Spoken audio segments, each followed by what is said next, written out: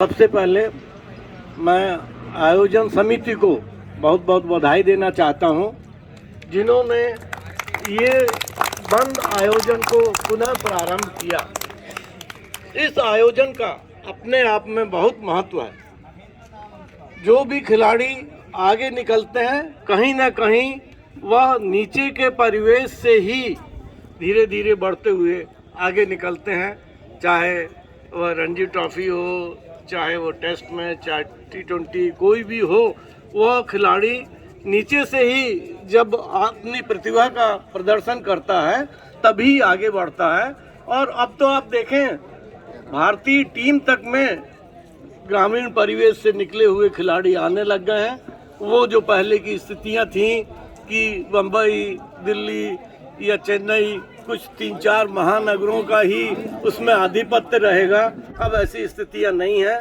तो आपको नीचे से ही प्रयत्न करना है, आगे बढ़ने का प्रयत्न करना है। अब तो जगह जगह एकेडमी बन गई है, खेल एकेडमी बन गई हैं अलग अलग प्रकार के खेलों के लिए। और अगर कोई अच्छा लड़का खेलता है तो वो उन एकेडमिक में जाके एडमिशन ले, पढ़ाई भी करे और आगे के लिए अपने खेल में और निखार भी पैदा करे। तो आप लोगों के लिए अब खेल में बहुत अधिक आगे बढ़ने का मौका मिल गया है और अब उसका लाभ आप तभी उठाएंगे जब आप अपने खेल के लिए निरंतर प्रयत्नशील रहेंगे। ऐसा नहीं कि आज ये वार्ड का मैच खेला और उसके बाद अब कोई वो नहीं है, अब क्या करना है। तो इससे आपके खेल में कहीं निखार नहीं होगा।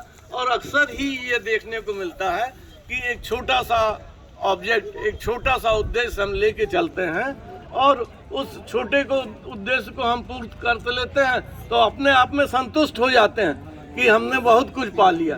ऐसा नहीं, हमेशा आपको अपना उद्देश्य ऊंचा रखना चाहिए, प्रयत्न करना चाहिए।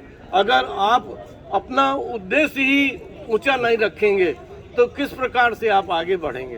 तो आपको आगे बढ़ने के लिए इस बात का हमेशा प्रयत्न करना चाहिए।